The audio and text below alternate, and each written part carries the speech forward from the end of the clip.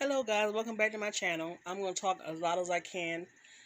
If you hear my fan in the background, please forgive me, excuse it. So it is Sunday morning. Good Sunday morning to you.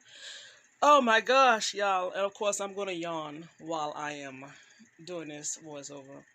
So anyway, that's the new recent I don't know what that is, guys. That board thing that you cut on with the rotary tool, which I call the pizza cutter. Well, anyway, so I have my bucket because I'm about to disinfect that. Anything I get from any thrift stores or what have you, either it stays outside on the porch, floor of my car, or on my kitchen floor.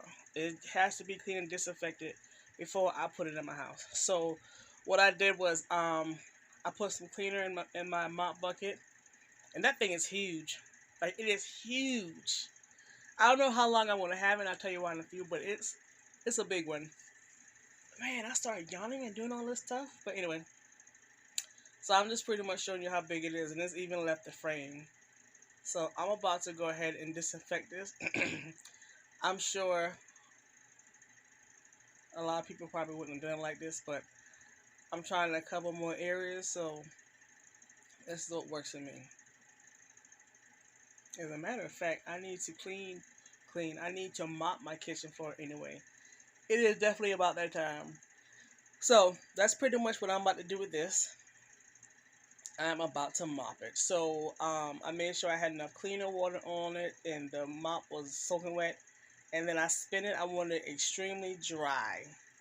So I can go ahead and wipe it because I didn't want it to get wet. I just want to do a quick little wipe down. Um, and actually I went to the store and I came back, it was dry. So it was just pretty much me doing a wipe down so I can get it clean, disinfected, and bring it on upstairs. And I must say it served its purpose, but now I understand why they have the mat.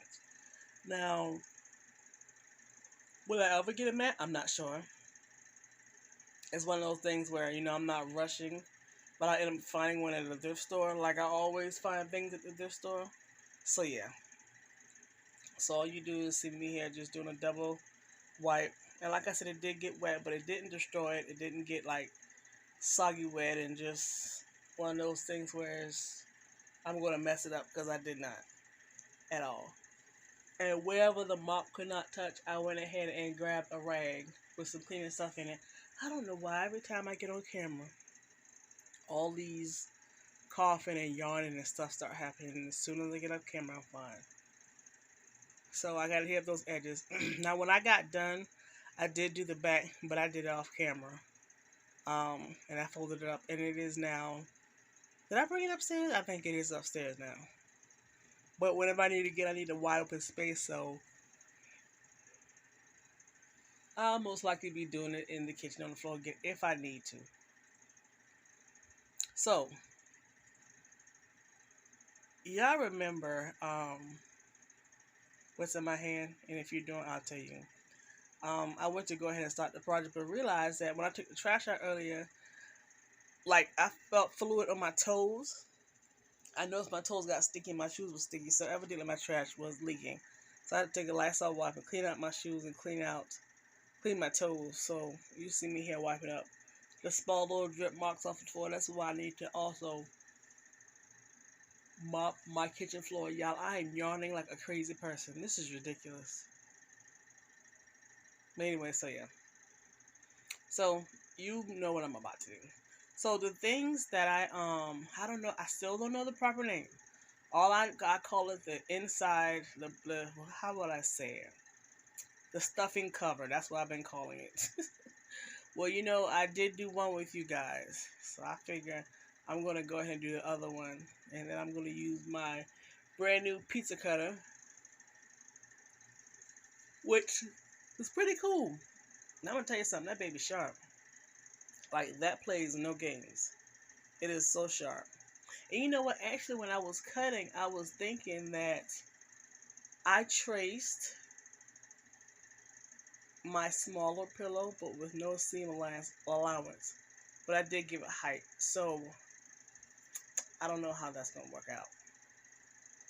Because the height is fine on the smaller pillows, but the width is gonna be an issue. So I'm gonna have to figure it out when I stitch it. And then I have an all-purpose needle in there, and I know certain needles go with certain things. So I don't even know if this is gonna work, but I do plan to go ahead and start stitching it and stuffing it. And I forgot to include in my last clip, which I'm gonna try to put in here, a copy of the stuffing. Now the pizza tool, I don't really be reading the instructions, and I kept thinking that it had like a guard where you can turn it around and block the blade. But what you do is you push the button in, it pushes the blade out, it locks it in, and then you push another button on the side, which I guess is like a safety button, and it pops the blade back in. This material right here was something to work with. I'm glad this will be my first and last time ever working with this type of material. Like, it's just so light, flimsy areas all over the place. It's like you gotta like go through so much to get it together. Now, like I said, well, I don't know if I said it, but this is my first time ever working with this tool, ever working with this board thing, ever working with this material. And baby, let me tell you, this was hard. Let me tell you why it was hard. Oh, so first, I couldn't get on my knees like I want to because there's something wrong with one of my knees. I don't know. It's sensitive to the touch. It hurts. It pains. It's just weird. So being that I was off balance, this didn't help the situation. So with the wheel, you have to, kind of give a little bit of pressure for it to cut, which is fine. But I need to kind of figure out what my pressure is because I felt the blade go into, I heard it like pierce the board. So I was like, God darn it. And then it's like, you want to roll it and press just enough to cut the two materials, but not pierce the board.